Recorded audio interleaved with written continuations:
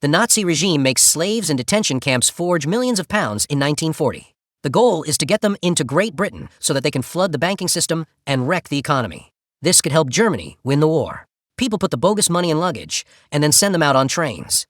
During the bombing of Birmingham, England by German planes, the ladies who work in a major munitions production have to keep working. It's an employee's birthday today, so they sing her the happy birthday song and light a candle. Sadly, the romantic moment is ruined when a bomb hits the plant, blowing it up and killing everyone within. Tommy, on the other hand, lives alone. He used to be the head of the Peaky Blinders, which was the most powerful gang in England. Now he is alone in the country, writing his life story. Johnny, Tommy's helper, tells him in the morning that Birmingham, their hometown, has been bombed, but Tommy doesn't respond. Johnny also says that he ran across a woman who was leaving town, and she recognized him from the past. She asked him whether he knew what happened to Tommy, whom she called the king of all the gypsies.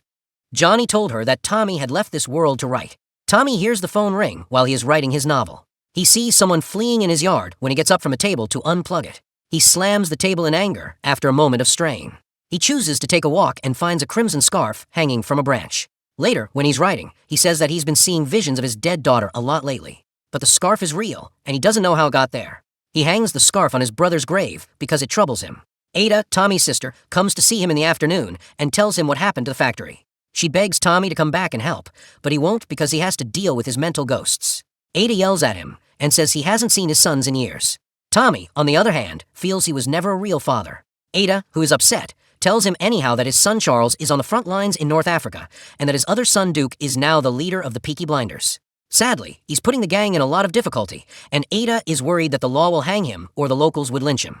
Tommy says he can't go back since he's changed after his brother died. Firefighters and police are cleaning up the damaged factory in Birmingham. The Peaky Blinders show up at that point, and the police know they can't do anything to stop them. They break down the front door and start taking any weapons that weren't destroyed in the blast. The owner opposes right away, but Duke tells him that they have permission from the Birmingham Police Chief Inspector and pays him some money. Duke's right-hand man, Elijah, says that anyone who tries to stop them will be found, and their family will be beaten. This is because the owner continues complaints to the police. The owner of the factory claims he isn't afraid of them, so Duke hits him. His workers quickly fight back, but the Peaky Blinders easily win the fight. The gang finishes stealing all the guns they can find once the civilians cease getting in the way. Ada goes back to Birmingham a few minutes later, picks up her son Carl, and then goes to the factory. But the workers quickly call her out for having the nerve to show her face, saying that the Peaky Blinders made things worse. Duke encounters a Nazi agent named Beckett at a bar. Beckett shows Duke a fake bill that he made. He wants to employ gangs to bring £350 million into the British economy. The Peaky Blinders will get 20% of the money if they agree to work with him, but they will have to be ready for the chaos that will follow. Beckett also adds that his bosses told him to talk to Tommy, so Duke, who is angry, shoots the window to hit the car outside and says he's in command. Duke responds yes when Beckett asks him if he's willing to betray his own country. Beckett then tells him he has to prove it tonight. Tommy hears a noise in his house the next day and quickly grabs a rifle to find out what's going on. He sees a notice on a table that instructs him to follow the open windows. Tommy does this till he sees Carlo reading his book. He raises his rifle at her, but when he looks closer, he is shocked because she looks a lot like Duke's mother, Zelda, who is dead. Carlo says that she's Zelda's twin sister and that they still talk to each other in dreams and seances. She says Zelda told her to come here with a message. The twins are gypsies, and Duke is getting linked with bad people who will kill the gypsy people. Carlo says he will help Tommy discover inner peace if he agrees to come back and stop his son. Johnny runs into the room with a revolver because he thinks someone is breaking in, but Tommy surprises him by announcing that Carlo is their guest. Johnny informs Tommy in private that Carlo takes advantage of mothers who are suffering by saying that she can talk to the spirits of their kids who died in battle. He thinks she's also using Tommy, but Tommy doesn't listen to him. Duke checks on his pigs and puts some items away in his stockroom in the afternoon. Ada comes up to him at that point and calls him out for the industrial raid and asks about the pigs. Duke says that an abattoir was struck, so he's taking care of them for now. But Ada doesn't believe him. Duke then says he's been selling medicine, and Ada remembers that the hospital stock was stolen. She says she will report him, but Duke says that no one can stop him. After that, Ada visits a friend who used to work with Tommy. She tells him what Duke has been up to, and that she is thinking about calling the police. Ada urges him to testify and aid her, but he won't. He thinks that Tommy is the only one who can stop him, and going against Duke will only get them in trouble. Tommy walks to his wine cellar and drops a bottle by mistake when he hears a disturbance. He sees himself in the front-line tunnels throughout the battle, which shows that he has serious PTSD. He says in his book that he brought the war home. He has to smoke in order to sleep. Carlo wakes him up later with a start and asks about his brother while giving him the scarf. Tommy doesn't want to talk about it, but Carlo keeps pressing, saying that she's really Zelda in her sister's body. She tells Tommy that the scarf was left by his daughter and that she talked to his brother, using what Tommy said to the grave as proof. Now he's interested and wants to know more, but she'll only tell him more if he agrees to aid Duke. Tommy admits he's not that man anymore, so she promises to assist him get back to being that man. Then they start acting up while she talks about their old secret place for dates as more proof that she's Zelda. Carlo informs Tommy that his brother doesn't blame him for his death, and that everyone thinks he killed himself. Tommy tries to get her to stop talking, but she tells him that his brother stole his car, so Tommy went after him. Tommy tells the truth because he feels so guilty. It was gloomy outside, and his brother had smoked too much, so he assumed Tommy was the devil. During the fight, Tommy killed him by mistake. Carlo tells him that Tommy needs to let go to make him feel better. He couldn't save his daughter or his brother, but he can still save his son. Birmingham is bombarded again at night. People hurry to the shelters, and Ada uses the time to chat to everyone in the area at once. She wants to stop Duke, but she needs their statements to give to the military police. In the meantime, Duke talks to Beckett and Voigel, who is the deputy head of the British Fascist League. Voigel wants to talk about the details because he will help spread the false money around the country. Voigel is impressed when Duke tells him that he plans to utilize 3 canal boats to get the money. Then Beckett says he has information that makes Virgil look like a traitor, therefore he can't be trusted. Duke shoots Virgil right away, and Virgil tries to crawl away while bleeding slowly. Beckett tells Duke to use all of his shots on Beckett, but Duke shoots him again to kill him. Beckett tells Duke that he works with very important people, and that Duke will be safe. After that, Duke is really worried. Duke will have to take the boats to Liverpool and get the money soon, but for now, he needs to get rid of the body. Duke breaks a bottle in anger after Beckett leaves. After that, he gives the body to the pigs. The ships with the suitcases full of money finally get to Liverpool. Tommy wakes up the next morning alone, in bed with the scarf. He finally decides to do something after putting it back on his brother's grave. He gets dressed in his old clothing and gets in his car, saying he's heading to Birmingham. Johnny is quite worried and thinks this is crazy, so he offers to go with him. Duke wakes up after spending the night with a woman, though. He remembers that he still has Virgil's clothes, so he burns them. Beckett comes up to him at that moment and tells him what Ada did in the shelter. He wants Duke to kill her before she can tell the police. Beckett says he's ashamed of his son, but if Duke were his son, he'd be incredibly proud of him. Duke then follows Ada and Carl throughout town and hides in a phone booth where he can take the perfect picture. But he can't do it since he loves his family too much, so he breaks the phone in anger.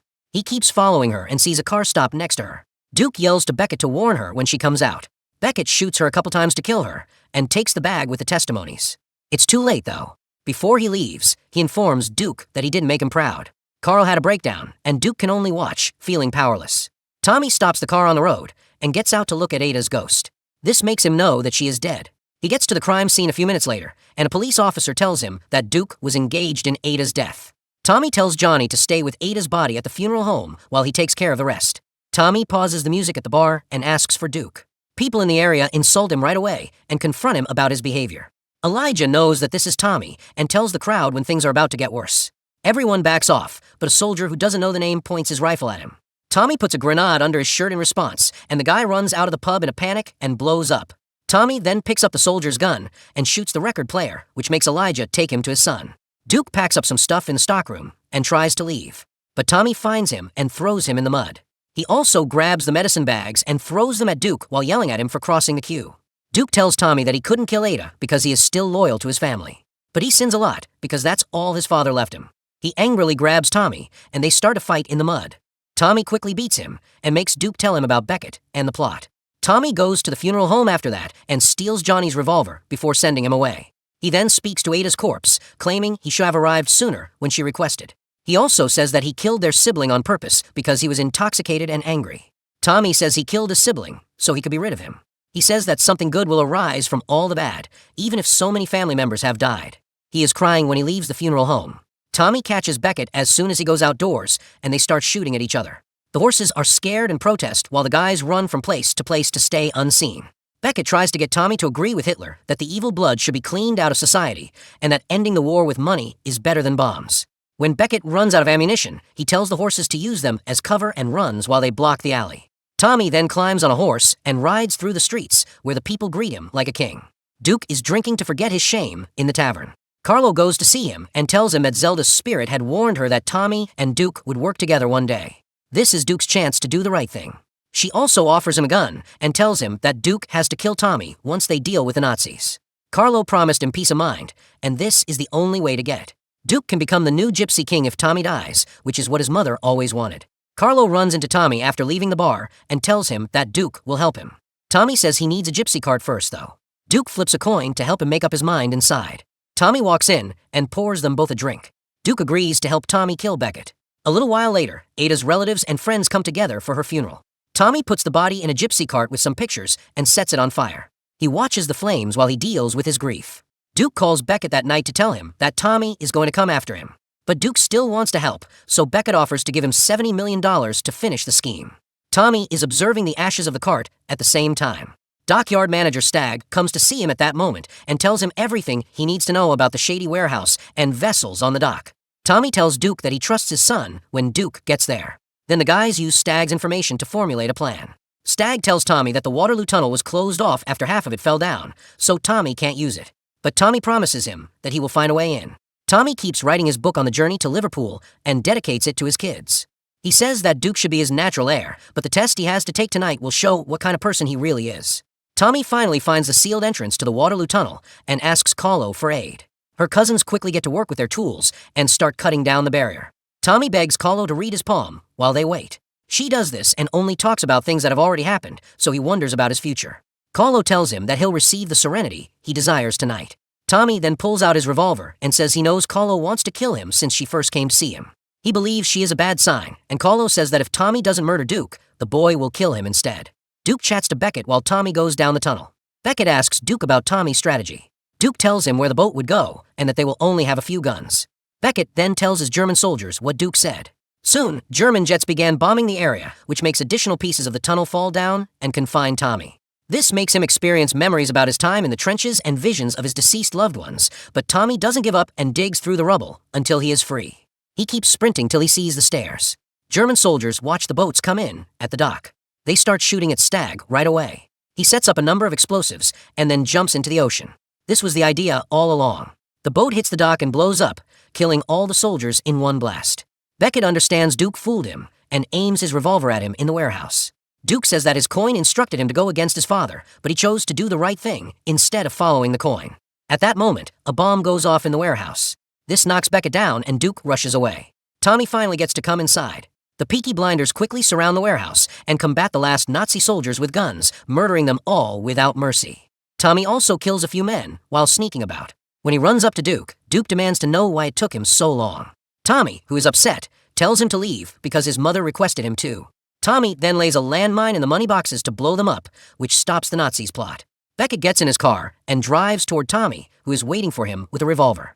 Beckett shoots him in the stomach twice, and then Tommy shoots him in the skull. The car keeps going, and Tommy raises his arms to wait for the end.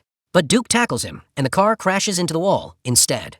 When Tommy falls down and the gang surrounds them, he offers Duke a rifle and tells him to kill him. Duke says no at first, but Tommy keeps asking, so Duke pulls the gun. The Peaky Blinders bid goodbye to their leader, and Duke cries as Tommy dies while reading a poem. The gang calls Duke the new Gypsy King, and Duke urges them to burn whatever phony money they might still have. Later, Carlo picks up Tommy's book and delivers it to Duke. The gang gathers around a wagon that has Tommy's body, some pictures, and the last false dollars. Duke lights it on fire, and the company stays for hours around the pyre to say goodbye. To see more videos like this, make sure to like, share, subscribe, and turn on notifications. Thanks for watching.